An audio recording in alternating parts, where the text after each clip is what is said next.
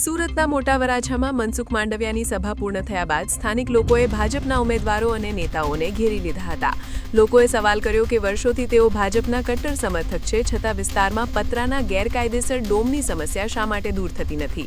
સ્થાનિકોએ સીધો આક્ષેપ લગાવ્યો હતો કે આ ગેરકાયદેસર ડોમ પણ ભાજપના જ કાર્યકર્તાઓ દ્વારા બનાવવામાં આવ્યા છે. લોકોનો રોષ અને સવાલોનો મારો સાંભળીને નેતાઓ અને ઉમેદવારો કોઈ પણ જવાબ આપ્યા વિના હસતા હસતા ત્યાંથી ચાલ્યા ગયા હતા.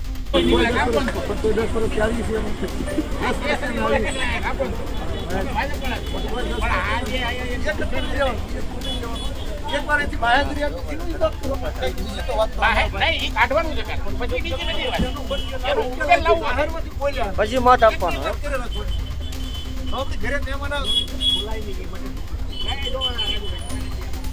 મારા ભાઈ